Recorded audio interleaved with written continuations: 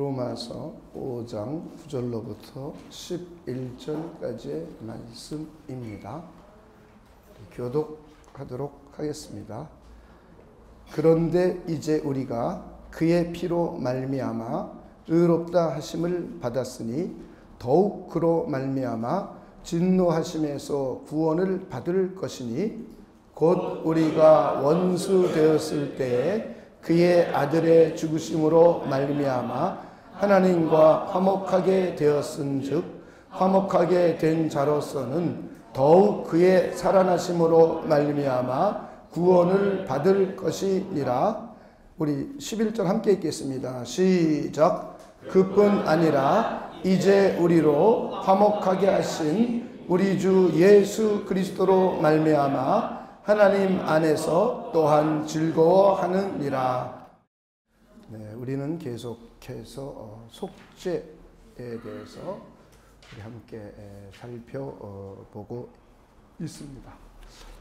이것은 우리 기독교에서 아주 가장 또 기본적이고 중요한 교리 중에 하나입니다.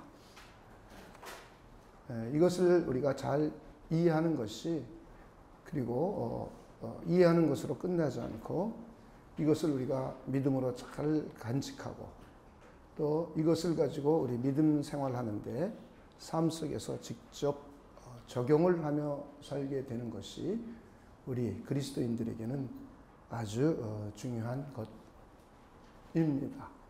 그래서 이 부분을 우리가 조금 머물러서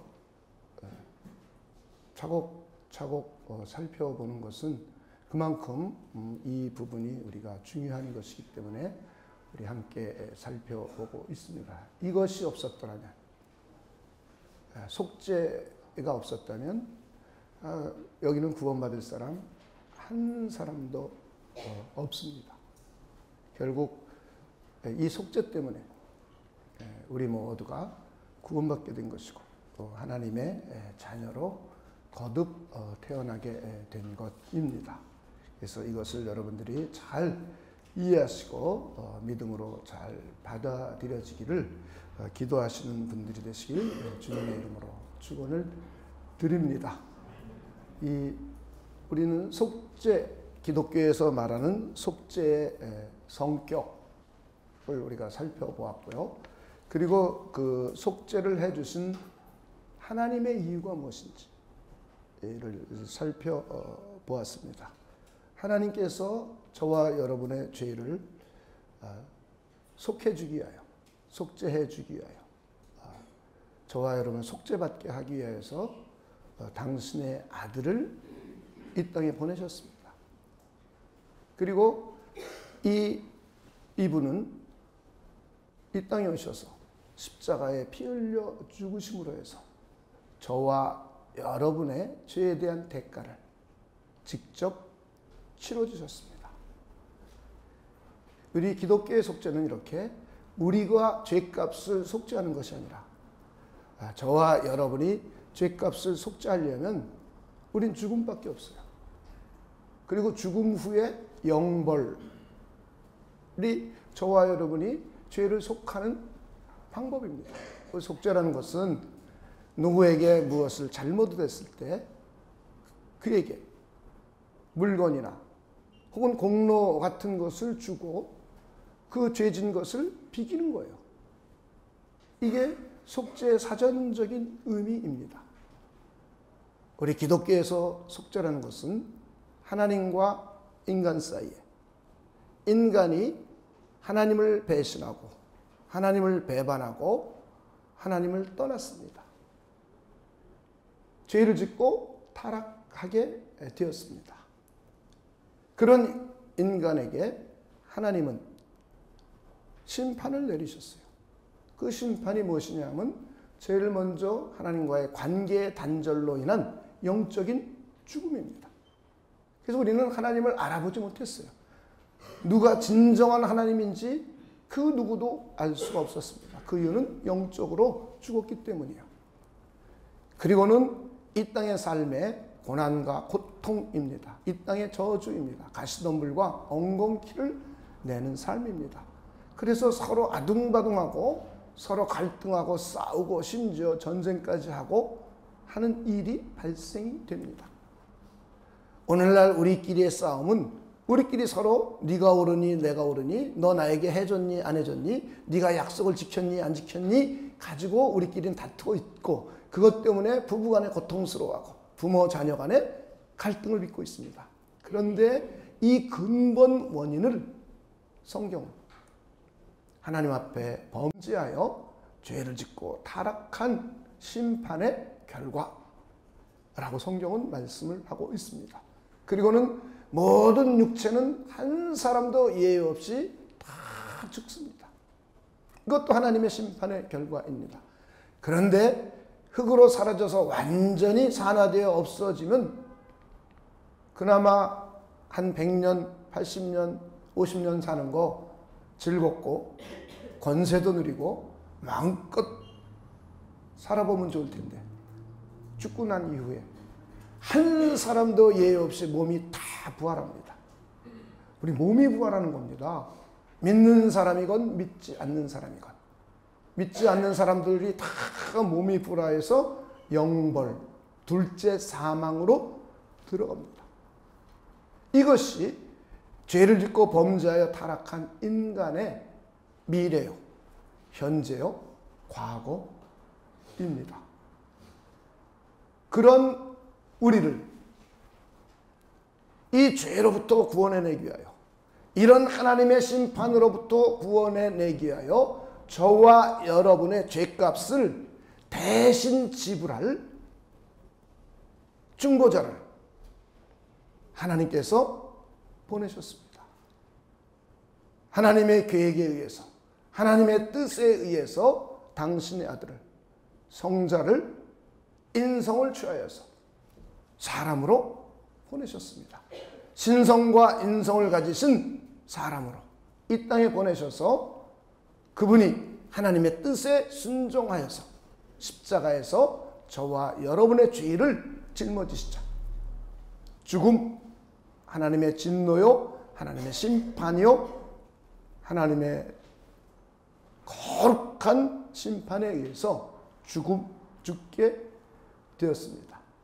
이것이 바로 하나님께서 저와 여러분을 위한 속죄, 이것이 기독교의 속죄 개념입니다.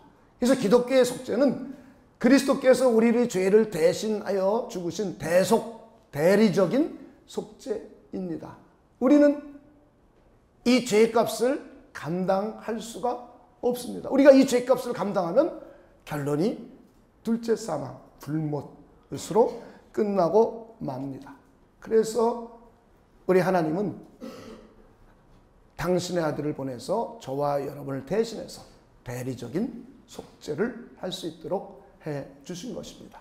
그런데 이것은 바로 하나님의 뜻입니다. 이것은 저와 여러분이 요구해서 이루어진 일이 아니고 저와 여러분이 공로라든지 비나이다 한다든지 헌금을 많이 드리거나 공덕을 많이 쌓아서 이루어진 일이 아니라 하나님은 기뻐하시는 당신의 뜻을 따라서 이 일을 하셨습니다. 그리고 우리 주님은 그 하나님이 기뻐하시는 뜻에 자발적인 순종을 가지고 이 땅에 오셨습니다. 그런데 십자가상에서 우리의 죄값을 대속한 이 대속은 하나님의 사랑과 하나님의 공의의 연합임을 우리 지난주까지 살펴보았습니다. 오늘은 속죄의 결과가 어떻게 나타났는가? 우리 주님께서 대속하신 결과가 어떻게 나타나는지를 우리는 살펴보려고 합니다. 우리는 세 가지 측면으로 살펴볼 수가 있습니다. 첫째는 하나님과 관련된 속죄의 결과입니다. 하나님도 이 속죄 제물을 보내서 저와 여러분의 죄를 당신의 아들을 통하여 대속하게 하신 것을 통하여 하나님도 결과가 생겨났습니다. 또 그리스도와 관련된 속죄의 결과입니다. 그리스도께서도 자기 자신이 속죄 제물이 되신 결과가 그에게 나타났습니다. 그리고 죄인인 저와 여러분에 대한 속죄의 결과, 이것은 저와 여러분에게는 효과로 나타납니다. 그래서 이 세 가지 측면을 우리 하나씩 살펴보도록 하겠습니다. 제일 먼저 하나님과 관련된 속죄의 결과입니다. 예수 그리스도의 대속을 통하여서 하나님께서는 어떤 결과가 나타났는가? 하나님께는 죄인과의 관계의 변화가 일어났습니다. 스스로 존재하시는 하나님에게는 인격적으로나 본인 스스로에게는 아무 변화가 일어나지 않았지만 죄인을 대하는 방식, 죄인과의 관계에 있어서 변화가 일어났습니다. 속죄 이전 과거에는 하나님은 죄인이 심판의 대상이었습니다. 하나님의 진노의 대상이었습니다. 하나님의 사법적인 심판의 대상이었습니다. 하나님을 배신한 하나님의 원수로 대해줬을 뿐입니다. 그런데 저와 여러분이 속죄를 받고 난 이후, 다시 말해 우리 주님이신 예수님을 통하여 속죄를 이루시고 난 이후 미래까지의 죄인을 대하시는 방식이 달라지셨습니다. 당신의 아들을 속죄 제물로 보내신 것은 당신께서 직접 하나님께서 죄인인 저와 여러분의 죄를 용서하는 것으로 끝나지 않고 하나님께서 죄인들과 화해하기 위하여 화해를 요청하신 사건이라는 거예요. 할렐루야. 결과가 원수와 죄인과 화해를 하셨다는 거예요. 이것이 속죄 후에 하나님께 나타난 결과입니다. 죄인들과 화목을 이루고 화평을 이루십니다. 하나님이 죄인을 심판하려고 했던, 진노하시고 분노하시고 원수같이 대했던 죄인에게 예수님의 십자가의 피가, 예수님의 의가 그를 덮고 있으니까 그 진노와 심판이 비껴가는 겁니다. 뿐만 아니라 이 예수님은 하나님께서 하나님과 죄인과의 화해의 화목 제물로 하나님이 보내셨습니다. 이 세상의 모든 종교는 자신이 믿는 신과 화해하기 위하여, 자신이 믿는 신 앞에 속죄하기 위하여 이 세상에 있는 모든 종교들은 자기 자신이 무엇을 가지고 갑니다. 돈을 가지고 가기도 하고, 공양미 300석을 가지고 가기도 하고, 물고기를 가지고 가기도 하고, 무엇인가 가지고 가고, 무엇인가 노력하고, 무엇을 통해서 신을 달래거나 신 앞에 죄를 용서받거나 그리고 신과 화해하려고 합니다. 이것이 이 세상의 모든 방식입니다. 그런데 기독교인이 되고 나서도 그런 생각을 가지고 있다면 아주 잘못된 생각이에요. 하나님은 우리에게 당신과 화해하기 위하여 우리의 죄를 속죄해주고 우리와 화해하기 위하여 우리에게 무엇을 요구한 것이 아니라 하나님의 뜻에 의해서, 하나님의 사랑에 의해서, 하나님의 긍휼하심과 자비하심을 가지고 하나님 자신이 속죄 제물을 보내셨습니다. 하나님 자신이 화목 제물을 저와 여러분에게 보내셨습니다. 그 보내신 분이 누구냐? 하나님의 아들이신 우리 주 예수 그리스도라는 거. 할렐루야. 우리는 이것을 믿기만 하면 되는 거예요. 그래서 저와 여러분이 교회 나올 때 여러분의 공로를 가지고 나오시면 안 돼요. 우리는 무엇을 가지고 나와야 되느냐? 믿음을 가지고 나와야 됩니다. 이게 기독교의 핵심이에요. 기독교의 핵심. 자기 공로가 들어가면 자기 의가 들어가고 자기의 열심을 들어가면 기독교와 멀어지는 거예요. 여러분 하나님과 화해 이루셨습니까? 하나님과 화평을 이루셨습니까? 이것이 하나님에게 나타난 결과예요. 하나님이 죄인들을 과거에는 원수로 대하고 심판의 대상으로 대하고 진노의 대상으로 대했었는데 이제는 저와 여러분과 화해를 하시고 화목을 하시고 화평을 이루셨습니다. 우리 골로새서 1장 19절에서 22절에 아주 자세하게 기록하고 있습니다. 골로새서 1장 19절에서 22절입니다. 오늘 본문 속에 나와 있는 화목이라는 말 가지고서는 여러분이 잘 이해할 수가 없어서 다른 성경 구절을 가지고 여러분에게 읽어보도록 하겠습니다. 아버지께서는 모든 충만으로 예수 안에 거하게 하시고 그의 십자가의 피로 화평을 이루사. 자, 하나님 아버지께서는 그리스도의 십자가의 피로 무엇을 이루었냐면 화평을 이루사. 만물 곧 땅에 있는 것들이나 하늘에 있는 것들이 그로 말미암아 그리스도로 말미암아. 그 다음에 읽어봅시다. 시작. 자기와 화목하게 되기를 기뻐하심이라. 전에 과거죠. 속죄받기 전 악한 행실로 멀리 떠나 마음으로 원수가 되었던 너희를 과거 예수님의 십자가의 피로 죄를 속죄받기 이전에는 악한 행실로 하나님을 멀리 떠나서 하나님의 원수였습니다. 이걸 인정하셔야 돼요. 이제는 그의 육체의 죽음으로 말미암아. 그 다음 읽어봅시다. 시작. 화목하게 하사. 어떻게 하겠다고요? 화목. 그리고는 너희를 거룩하고 흠없고 책망할 것이 없는 자로 그 앞에 세우고자 하셨으니.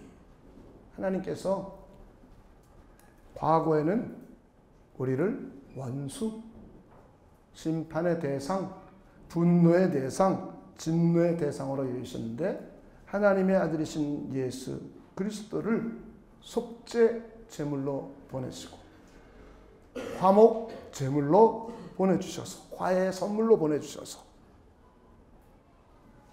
저와 여러분과 화해를 하셨다는 거예요. 여러분 그거 믿으십니까? 이것이 여러분의 영혼에 깊이 각인이 되고 믿어질 수 있는 분들이 되시기를 주님의 이름으로 축원을 드립니다. 그래서 많은 사람들이 크리스마스 때만 되면 수많은 모든 곳의 설교가 평화의 사자이신 예수 그리스도 이렇게 말하는 거예요. 하나님이 저와 여러분과 화평을 이루려고 화목을 이루려고 화해하시려고 평화를 이루시려고 평화의 사자로 당신의 아들이신 예수 그리스도를 보내셨습니다. 이것이 하나님 아버지의 마음이에요. 이것이 하나님 아버지의 뜻이에요. 그리고는 십자가상에서 우리의 죄값을 거기서 심판해 버리셨어요. 화목제물 삼으셨어요. 대속제물 삼으셨어요. 그래서 저와 여러분이 이것을 믿으면 하나님과 우리 사이는 화해가 이루어졌습니다. 할렐루야. 두 번째, 그리스도와 관련된 속죄의 결과. 그렇다면 그리스도께서는 얼마나 많은 희생을 치르셨습니까? 그는 하나님과 동등한 본질을 가지신 하나님이십니다. 그런 그분이 인성을 취하였어요. 종의 형체를 취하였습니다. 인간의 형체를 취하여서 종의 형태로 이 세상에 나타나셨어요. 낮아지심이죠. 성육신 하신 자체가 아주 낮아지신 겁니다. 그리고는 하나님의 율법 아래 들어오셔서 율법, 자기 자신이 세우신 의로운 법에 순종하고 복종해야 되는 위치까지 내려오셨어요. 그리고는 일생 동안 육신을 가지고 율법 아래서 고통과 고난을 당하셨습니다. 그리고는 십자가에까지 죽으셨어요. 하나님의 진노를 자기 자신이 다 받으셨어요. 하나님의 분노와 하나님이 인류를 향한, 죄인을 향한 원수됨의 보복을 그대로 자기 자신이 다 당해 주셨어요. 그리고는 저와 여러분의 속죄 제물이 되신 거예요. 그리고 하나님과 우리 사이에 화목 제물이 되신 거예요. 하나님과 우리 사이에, 좌편과 우편에 있는 하나님과 우리 사이에 가운데 서서 하나님의 손을 붙들고 우리의 손을 붙들고 하나님과 우리 사이에 중보자, 교량의 역할을 하신 것입니다. 여기에 대한 결과, 그리스도에게는 어떤 결과가 이루어지느냐? 하나님의 상급이 부여됐습니다. 이 말은 인성을 가지신 그리스도께서, 그는 스스로 창세 전부터 하나님이시고 하나님의 영광을 가지고 계셨던 분이에요. 그런데 그가 인간의 몸을 입고 낮아진 인성을 가지신 바로 그 그리스도, 신성과 인성을 가지셨던 바로 그 그리스도에게는 성부와 함께 가졌던, 창세전에 가졌던 영광을 다시 갖게 되었습니다. 할렐루야. 그리스도에게는 하나님의 상급이 무궁무진하게 부여가 되었습니다. 그 중에 하나가 창세전에 가졌던, 하나님과 함께 가졌던 영광을 다시 갖게 됨입니다. 한번 요한복음 17장 5절에서 보도록 하겠습니다.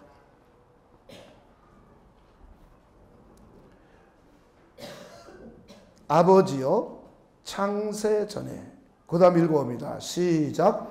내가 아버지와 함께 가졌던 영화로서 지금도 아버지와 함께 나를 영화롭게 하옵소서. 창세전에 그는 하나님이셨기 때문에, 성부 하나님과 동일한 본질을 가지신 하나님이셨기 때문에 창세전에 이미 그는 하나님의 영광을 가지고 계셨습니다. 그런 그가 인성을 취하여 오시니까 아주 볼품없이 낮아지셨습니다. 거기에 죽음까지 맛보셨습니다. 저와 여러분의 죄를 대속하기 위한 그분의 순종이었습니다. 그분의 낮아지심이었습니다. 그러고 났더니 인성을 가지셨던 바로 그 그리스도가 창세전에 가졌던 하나님의 영광을, 하나님과 함께 가졌던 영광을 다시 회복하게 되었습니다. 할렐루야. 두 번째는 인성을 가지신 그리스도께서 만민을 다스릴 수 있는 권세를 갖게 됩니다. 하늘과 땅의 모든 권세를 갖게 되었습니다. 그는 창세전에도 만민을 다스릴 수 있는 권세가 있었어요. 그는 창세전에도 하늘과 땅을 다스릴 수 있는 모든 권세를 갖고 있었습니다. 그런데 그가 이 땅에 낮아지심으로 오셔서 그의 신성은 그런 권세를 갖고 있지만 그의 인성은 그냥 인간이었어요. 그래서 낮아질 수밖에 없었고 죽을 수밖에 없었고 그는 인간이었을 수밖에 없었습니다. 그런데 그분이 십자가에서 우리의 죄값을 대신 속죄하시자 그는 다시 만민을 다스리는 권세를 갖게 되었습니다. 하늘과 땅의 모든 권세를 다시 회복하여 갖게 되었습니다. 그 이유는 뭔가? 영생을 주시고 저와 여러분을 구원하기 위해서입니다. 할렐루야. 우리 주님께서 다시 만민을 다스리는 권세를 갖게 되었고 하늘과 땅의 모든 권세를 갖게 된 이유는 죄인들의 구원을 위해서요. 죄인들의 영생을 위해서입니다. 그래서 마태복음 28장에 보면 하늘과 땅의 모든 권세를 본인이 가지셨다 그랬고 그러면서 너희는 가서 모든 족속으로 제자를 삼으라 그랬어요. 그리고 요한복음 17장 2절은 만물을 다스리는 권세를 자기 자신이 가졌는데 이것은 영생을 위해서 갖게 되었다고 말씀을 하고 있습니다. 이 중에 우리 요한복음 17장 2절만 함께 찾아보도록 하겠습니다. 아버지께서 아들에게 주신 모든 사람에게 무엇을 주게 하시려고요? 영생을 주게 하시려고 만민을 다스리는 권세를 아들에게 주셨음이로소이다. 할렐루야. 그가 속죄의 제물이 되고 난 이후에 그의 인성과 신성을 가지신 바로 그 그리스도께서 만민을 다스릴 수 있는 권세를 다시 회복하게 되었습니다. 그 이유는 죄인들에게 영생을 주기 위해서요. 할렐루야. 그가 만민을 다스리는 권세, 하늘과 땅의 모든 권세를 가지고 죄인들을 구원해서 영생을 주게 하려고 그 권세를 갖게 되었다는 겁니다. 이 이유를 잘 이해해 주시길 바랍니다. 세 번째는 교회의 머리가 되셨어요. 그리고 몸인 교회에 은혜와 은사를 부어주십니다. 성부 하나님께서도 우리에게 은혜를 주시지만 성자께서도 우리의 그리스도께서도 몸인 교회의 머리가 되어가지고는 교회에게, 교회 공동체에게 은혜와 은사를 부어주십니다. 창세기 2장 33절에 오순절날 성령이 임한 것을 보고 하나님께서 자기를 높여주셔서 자기가 아버지께 받아서 성령을 부어주셨다고 말씀하고 있어요. 그리고는 에베소서 4장 7절로부터 12절에 보면 자기 자신이 하나님의 성령의 은세들을 주님의 몸된 교회에게 한량없이 부어주고 계심을 자기 스스로 말씀하고 있어요.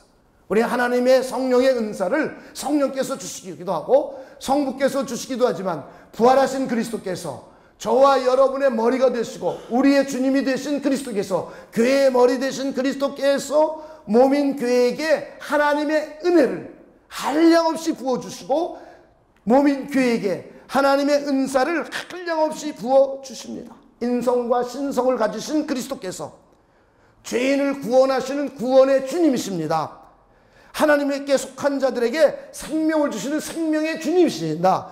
그러면서 교회에게 각종 은사와 은혜를 주시는 은혜의 주님이 되십니다. 할렐루야. 이것이 우리 주님께서 속죄 사역을 이루시고 난 후에 하나님께로부터 받은 상들의 결과입니다. 그리고는 당신의 몸인 교회에게 은사를 한량없이 나눠주면서 당신의 몸인 교회를 통하여 하나님의 뜻을 대신 이루어가게 하십니다. 자, 이것은 저와 여러분과 그렇게 직접적인 관계는 많이 없는 것 같아요. 하나님께서 속죄 사역을 이루시고 난 후에 하나님에게 나타난 결과이고 우리 주님께서 순종하심으로 이 땅에 오셔서 속죄의 제물이 되시고 난 이후에 그리스도에게 나타난 결과입니다. 이제 저와 여러분과 직접적인 관련이 있는 죄인에 대한 속죄의 결과, 이것은 저와 여러분에게는 속죄의 효과로 나타납니다. 속죄의 효과로. 이것은 저와 여러분과 직접적인 관련이 있게 됩니다.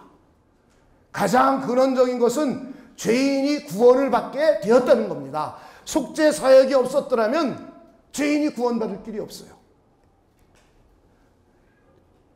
죄인에게 구원의 길을 열어놓으신 겁니다. 구원의 가능성이 모든 죄인들에게 생겨났어요. 예수님의 십자가의 속죄, 대속을 통하여서 죄인들이 돌이켜서 회개하고 믿음을 가지면 구원을 받을 수 있는 구원의 가능성을 우리 주님께서 십자가상에서 속죄의 사역을 통하여 열어놓으신 겁니다. 이 예수님의 십자가 사역을 통해서 열어놓으신 것을 저와 여러분은 성령의 감동으로 믿게 되었어요. 그래서 우리는 회개하고 그리스도 앞으로 나왔습니다. 그리스도 예수를 믿게 되었습니다. 속죄받은 저와 여러분을 구원의 보장을 받게 됩니다. 죄인들에게는 구원의 가능성이 열린 거예요. 그리고 죄를 속죄받은 저와 여러분에게는 구원의 보장을 받게 됩니다. 구원의 확신을 갖게 됩니다. 저와 여러분은 이미 구원을 받았습니다. 여러분 그렇게 믿으십니까? 구원 받았을 뿐만 아니라 현재의 삶을 통해서 하나님은 저와 여러분의 구원을 이루어가고 계십니다. 이것도 믿으십니까? 그리고 미래에 영원한 하나님의 심판이 임할 그때에 저와 여러분의 구원이 완성될 걸 믿으십니까? 이것이 바로 예수님의 속죄 사역 이후의 결과라는 거예요. 그전에는 죄인들이 구원받을 길이 없어요. 죄인들에게 구원의 가능성을 열어놓지 않으셨어요. 오직 유대인들만 그리스도를 모형으로 하는 양을 잡고 제사를 드렸던 그들에게만 구원이 있었을 뿐이에요. 그 외의 모든 이방인에게는 구원이 없었어요. 그런데 예수님이 이 땅에 오시고 난 후에 모든 전 인류의 죄인들에게 십자가의 구속 사건을 통하여 구원의 가능성을 활짝 열어놓으셨습니다. 그리고는 성령의 감동으로 회개하고 믿음을 가지고 나오니까 이제 저와 여러분을 향하여 구원의 확실성을 보장해 주셨습니다. 할렐루야. 우리의 구원이 확정되었어요. 우리 구원이 보장되었어요. 그래서 우리는 구원에 대한 확신을 가질 수 있습니다. 오늘 본문에 보면 아주 잘 이해할 수가 있습니다. 로마서 오늘 읽었던 본문의 5장 9절과 10절입니다. 그러면 이제 우리가 그의 피로 말미암아 의롭다 하심을 받았으니 더욱 의로 받으심으로 말미암아 그 다음 읽어봅니다. 시작. 진노하심에서 구원을 받을 것이니. 미래형이에요. 하나님의 심판, 마지막 심판에 진노할 때 그때 저와 여러분이 구원을 받게 된다는 거. 할렐루야. 이미 구원받은 저와 여러분은 미래에도 하나님의 심판이 전 인류에게 임하는 그때에도 구원을 받게 됩니다. 할렐루야. 곧 우리가 원수 되었을 때 그의 아들의 죽으심으로 말미암아 하나님과 화목하게 되었으니 저와 여러분은 예수님이 십자가에 피 흘려 죽으심으로 대속뿐만 아니라 화목제물이 되셨어요. 그래서 하나님과 우리 사이가 화해하게 되었어요. 그래서 우리 하나님을 예배하러 나올 수 있게 된 거예요. 하나님을 경배할 수 있게 된 거예요. 그런 자가 되었습니다. 그 다음 읽어봅니다. 시작. 더욱 그의 살아나심으로 말미암아 구원을 받을 것이니라. 자, 여러분 미래 하나님의 심판 때 구원을 받을 것을 믿으십니까? 네. 우리 이게 흔들리면 안 돼요. 자, 옆에 분에게 당신의 구원은 하나님이 보장해 놓으셨습니다.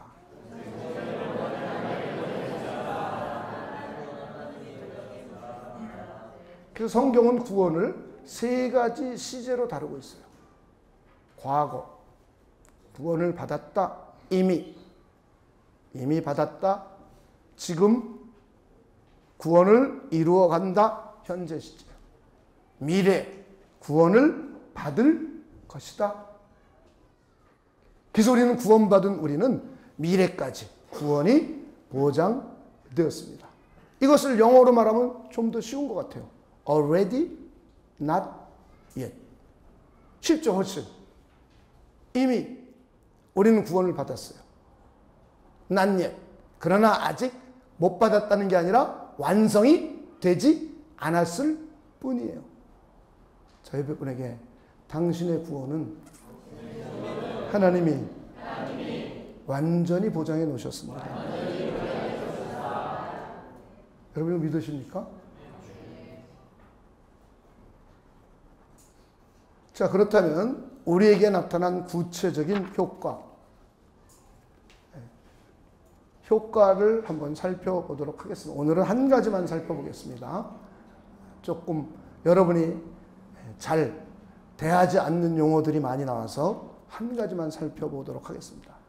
저와 여러분에게, 속죄함을 받은 저와 여러분에게, 구원이 확증된 저와 여러분에게는 구체적으로 어떤 효과들이 나타났는가를 살펴보도록 하겠습니다.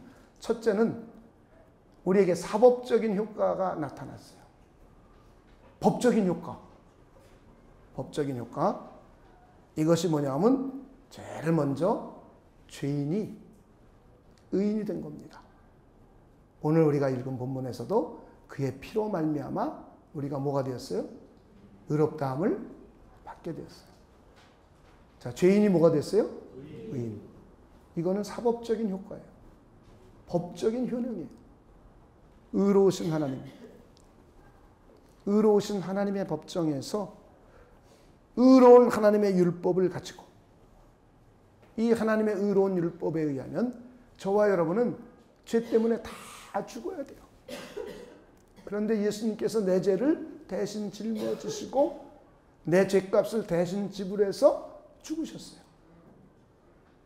그래서 나를 심판하려고 보니까 나를 심판할 수 있는 법적인 근거가 없어졌어요. 자, 누가 대신 심판을 받으셨죠? 예수님이. 그래서 나는 법적으로 심판받을 근거가 싹 사라졌습니다. 그래서 하나님의 법정에서 의롭다고 선고를 받은 거예요.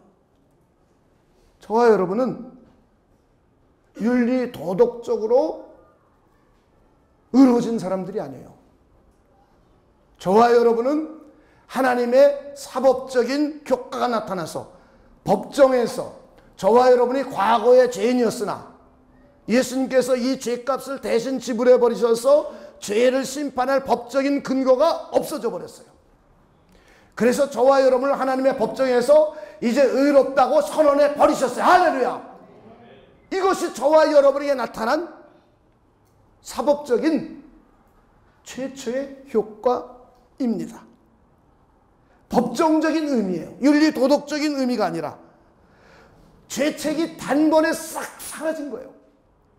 죄의 오염은 점진적으로 사라질 거지만 미래에 죄에 대한 책임은 완전히 제거되었습니다. 이것이 저와 여러분들이 사법적으로 속죄에 의해서 예수님께서 대신 속죄해 주신 대속에 의해서 나타난 첫 번째 효과입니다. 그럼 두 번째는 어떤 사법적인 효과가 나타났느냐? 저와 여러분이 하나님의 아들과 딸, 양자와 양녀로 입양이 되었습니다. 할렐루야. 성자 하나님은 하나님으로서의 아들입니다. 유일한 아들이에요.